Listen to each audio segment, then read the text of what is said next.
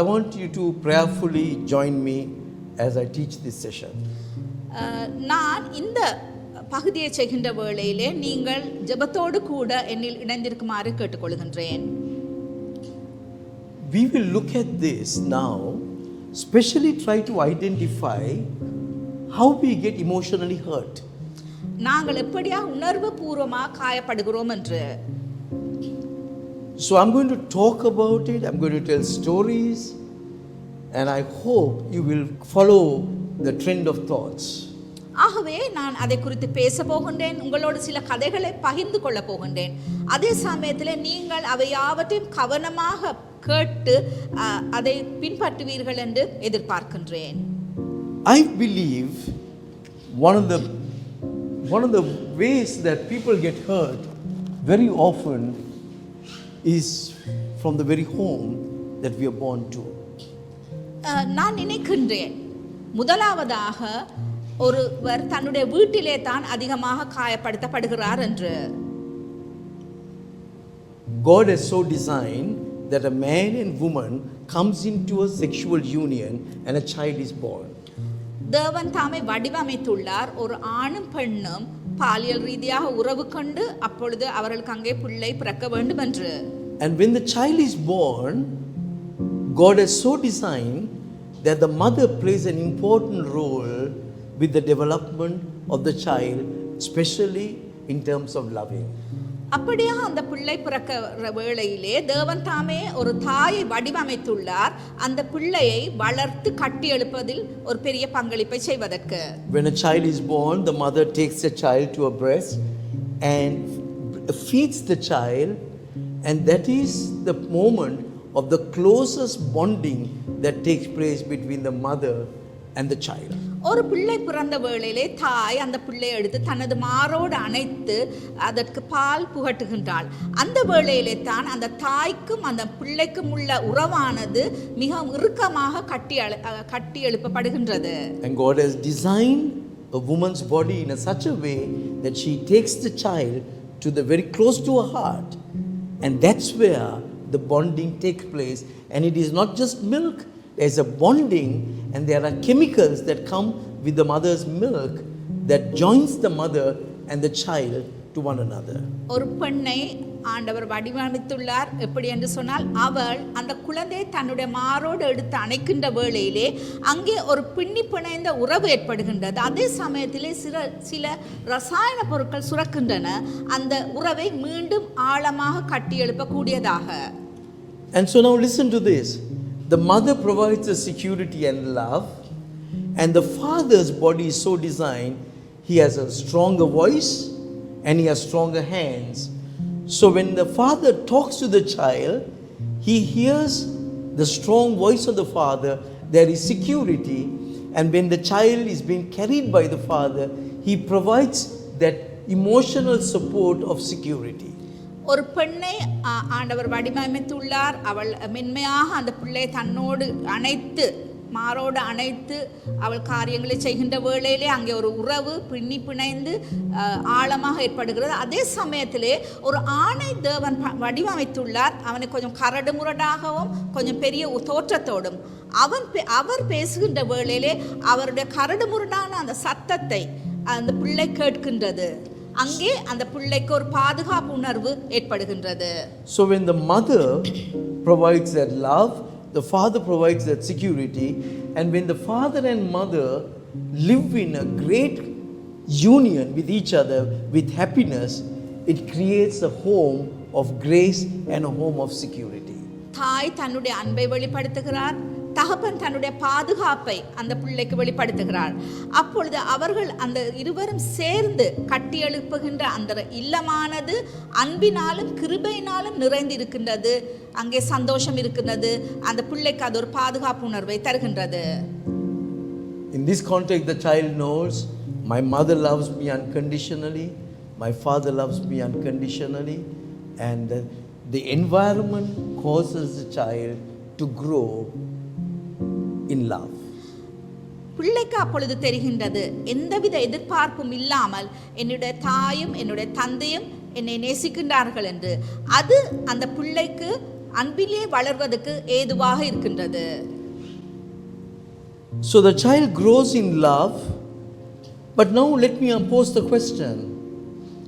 How many children are born into the home where the father and the mother, they are fighting, and the father and mother are going through so much distress, the mother does not have the time to love the child, and the father doesn't have the capacity to love the child. Father is having an affair with another woman, the mother is broken in the home. Can you imagine what happens to the child? ஆகவே இப்பொழுது பிள்ளை இப்படியாக அன்பிலே வளர்கிறது. ஆனால் நான் உங்களிடம் ஒரு கேள்வியை கேட்க விரும்புகின்றேன். இப்படி எத்தனை இல்லங்களிலே இந்த மாதிரியான விடயங்கள் நடைபெறுகின்றது? சில வேளைகளிலே தாயார் அதிக வேலை பளுவினாலே களைப்படைந்திருக்கின்றார், தந்தை பிழையான உறவுகளில் ஈடுபட்டிருக்கின்றார், வீட்டிலே சண்டை சச்சரவுகள் ஏற்படுகின்றது. அப்பொழுது அந்த பிள்ளை அந்த அப்படியான ஒரு சூழ்நிலையிலே உள்ளதா? I was counseling a young man who was very difficult to get on. Nobody could get on with him. நான் ஒரு இளம் வாலிபருக்கு உளவியல் ஆலோசனை வழங்கினேன். நான் காணக்கூடியதாக இருந்தது அவர் யாரோடும் ஒரு நட்புறவோடு பழகாதவர் என்று. He was converted, he joined a church and he was trying to serve the church, but he could never care for people. He was always a problem. அவர் தேவனை அறிந்திருந்தார், ஒரு திருச்சபையிலே இருந்தார், அங்கே அவர் பணியாற்றினார். இருந்தாலும் கூட அவருக்கு ஒரு பிரச்சனை இருந்தது. அவரால் மற்றவர்களை நேசிக்க முடியாமல் இருந்தது. எந்த நேரமும் பிரச்சனை ஏற்படுத்தி கொண்டிருந்தார். One day I sat with him. ஒரு நாள் அவரோடு அமர்ந்து கதைக்க ஆரம்பித்தேன். I said, let me hear your story. நான் அவரிடம் சொன்னேன், நான் உன்னுடைய கதையை அறிய விரும்புகின்றேன் என்று. He looked very surprised. அவர் என்னை ஆச்சரியமாக பார்த்தார். He said, Pastor, I never had a happy family life as a child. அவர் சொன்னார், பாஸ்டர், எனக்கு ஒரு சந்தோஷமான சிறுபிராயம் இருக்கவில்லை என்று. He said, my father was alcoholic, my mother was alcoholic, and in fact our home was a tavern. That's where illicit alcohol was brewed, and that's where illicit alcohol was sold every day. அவர் சொன்னார், என்னுடைய தாயார் ஒரு குடிகாரியாக இருந்தார், என்னுடைய தகப்பன் ஒரு குடிகாரனாக இருந்தார். எங்களுடைய வீட்டிலே சாராயம் காய்ச்சினார்கள். அவர்கள் எங்களுடைய வீட்டிலே இருந்து சாராயத்தை விற்று கொண்டிருந்தார்கள். He said, I saw my father beating my mother. நான் என்னுடைய தகப்பனார் என்னுடைய தாயை அடிப்பதை கண்டிருக்கின்றேன். And my mother would scream and shout, and then they would brew the alcohol, and they will be drunk very often in the nights. We haven't eaten, we can't tell them they are drunk, so we go to sleep in a hunger. எங்களுடைய வீட்டிலே அதிக சண்டைகளும் அதிக பிரச்சனைகளும் ஏற்பட்டது. இந்த நிமித்தமாக என்னுடைய தாயார் கத்தி கூச்சலிட்டு சண்டை பிடிப்பார். அதற்கு பிறகு இரவிரவாக அவர்கள் இருவரும் குடிப்பார்கள். நாங்கள் பிள்ளைகள் சாப்பிட்டார்களா என்று பார்க்க மாட்டார்கள். நாங்கள் சாப்பிடாமல் நித்திரைக்கு சென்றிருக்கின்றோம். Sometimes my mother will wake us up at about 12 or 1 in the morning. சில வேளைகளிலே என்னுடைய தாயார் விடியற்காலமே 1 அல்லது 2 மணி போல எங்களை எழுப்புவார். She had remembered that we have not eaten dinner. அந்த வேளையில தான் அவருக்கு ஞாபகம் வரும், நாங்கள் இரவு உணவை அருந்தவில்லை என்று. She will cook quickly. அந்த வேளையிலே அவர் சீக்கிரமாக சமைப்பார். And she will try to feed us. அந்த வேளையிலே அவர் எங்களுக்கு உணவு அருந்த கொடுப்பார். But we were too sleepy. ஆனால் நாங்கள் நித்திரை மயக்கத்தில் இருப்போம். So she found an answer to her problem. அப்பொழுது தன்னுடைய பிரச்சனைக்கு அவர் ஒரு வழியை கண்டுபிடித்தார். In the first portion of food she puts into her mouth, she puts a very spicy chili called kochi, so that you bite it and immediately we cry and wake up. ஆகவே அதற்கு தீர்வாக அவர் என்ன செய்வார் என்று சொன்னால், நாங்கள் உணவு அருந்த வேண்டும் என்று எங்களுக்கு கொடுக்கின்ற ஊட்டுகின்ற முதல் வாயிலேயே எங்களுடைய அந்த உணவுக்குள்ளே கொச்சி என்று சொல்லப்படுகின்ற மிக காரமான பச்சை மிளகாய் வைத்திருப்பார். நாங்கள் அதை உண்டவுடன் நாங்கள் விழித்தெழுந்து அழுவோம். And he said, Pastor, I never experienced love as a child. அவர் சொன்னார், நான் ஒரு சிறு பிள்ளையாக ஒரு நாளும் அன்பு என்ன என்பதை அறிந்திருக்கவில்லை. Let me tell you my premise now. I believe God created us to love, to receive love, and to love others. எங்களை அடிப்படை ஒரு விஷயத்தை நான் சொல்ல விரும்புவது என்று சொன்னால், தேவன் எங்களை படைத்திருக்கின்றார், நாங்கள் மற்றவர்களை நேசிக்க வேண்டும் என்று. If we have not received love, how can we love? ஆனால் நாங்கள் அன்பை பெறாவிட்டால் எப்படி நாங்கள் மற்றவர்களின் மேல் அன்பு செலுத்த முடியும்? There are many people who come to our churches who have never been loved. எங்களுடைய சபைகளுக்கு அநேகம் பேர்கள் வருகின்றார்கள், அவர்கள் ஒரு நாளும் கூட அன்பு என்றால் என்ன என்பதை அறிந்தவர்கள் அல்ல. What they want from the pastor, the elders, the church leaders is not great sermons. It's not a great program. They want to be loved. அவர்கள் தங்களுடைய போதகர்கள், மூப்பர்கள் மற்றும் தலைவர்களிடமிருந்து எதிர்பார்ப்பது என்னவென்று சொன்னால் ஒரு பெரிய பிரசங்கத்தை அல்ல, ஆனால் அன்பை மாத்திரமே. But some of our church leaders are still hurting and they are unable to love, but they can carry on a program, they can carry on everything else, but they are unable to love, and as a result of that, our churches, people continue to live as hurting individuals who have never understood the word love, and they are unable to love their own children or their own church members. ஆனால் எங்களுடைய சபை தலைவர்களோ இன்னும் அவர்களுடைய காயத்திலிருந்து சுகம் பெறாதவர்கள் இருக்கிறபடியினாலே அவர்களுக்கு மற்றவர்கள் மேல் அன்பு செலுத்துவது எப்படி என்று தெரிவதில்லை. ஆகவே அவர்கள் இன்னும் அதிகமாக காயப்படுத்துகின்றார்கள். அவர்கள் அன்பை பெறாதபடியினாலே, ஒரு நாளும் கூட அன்பை பெறாதபடியினாலே அவர்களுக்கு தங்கள் பிள்ளைகள் மேல் கூட அன்பு செலுத்த முடியாமல் உள்ளது. I want you to know this. I believe the home is the most vital part of a human life. That is where everything good happens or bad happens, not the church. நான் உங்களுக்கு ஒரு முக்கியமான விடயத்தை சொல்ல விரும்புகின்றேன். ஒரு வீடு இல்லாவிட்டால் ஒரு இல்லத்திலே தான் முக்கியமான ஒரு விடயம் நடைபெறுகின்றது. அங்கே தான் அன்பு கட்டி எழுப்பப்படுகின்றது, சபையில் அல்ல. I believe that a stable home produces a stable church. So the emphasis is on the home, not on the church. ஒரு நிலையான வீடு ஒரு நல்ல சபையை கட்டி எழுப்பக்கூடியதாக இருக்கும். Now let me give you a quote from the scriptures, and I'm going to quote you from 1 Timothy chapter 3.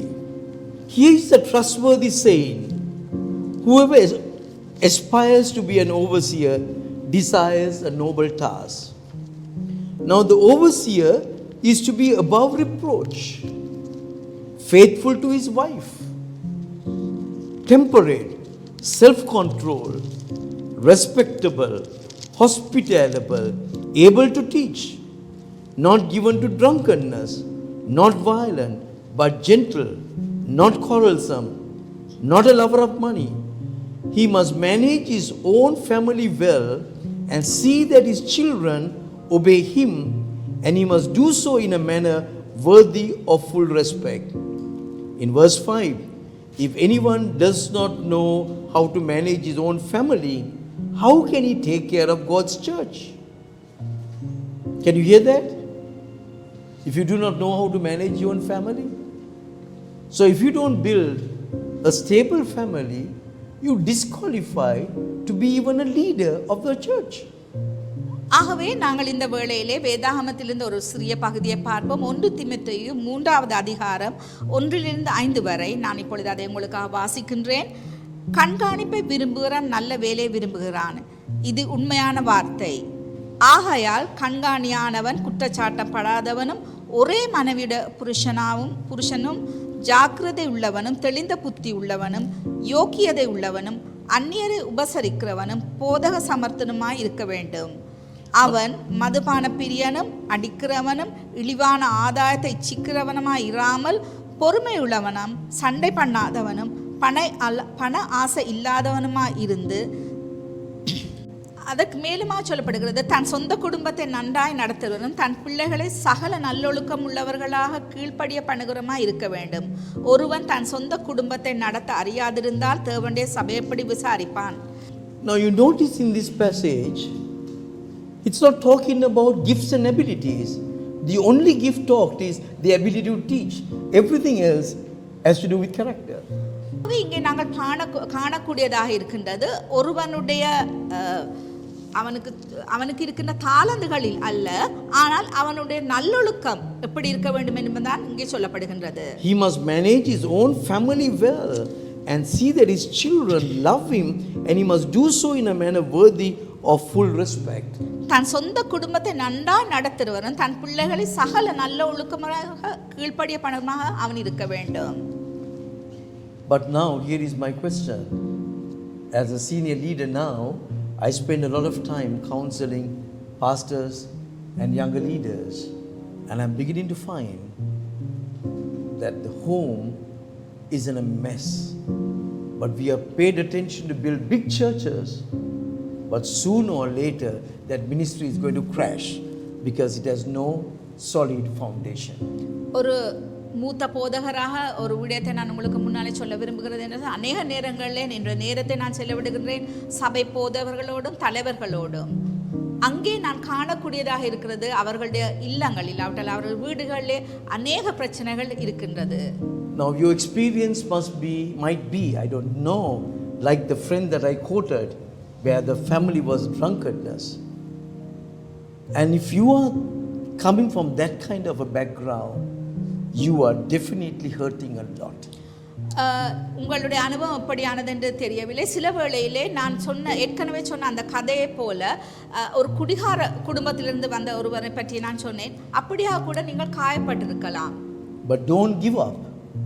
And I'm doing this series not just to highlight the negatives, but I'm laying the foundation to find the solutions to be healed, restored and operate. நீங்கள் அப்படியான ஒரு குடும்ப பின்னணியிலிருந்து வருவீர்கள் என்று சொன்னால் கைவிட்டு விடாதீர்கள். இங்கே உங்களுக்கு தேவையாக இருக்கிறது உங்களுடைய காயங்களுக்கு நீங்கள் சுகம் பெற வேண்டும் என்பதே.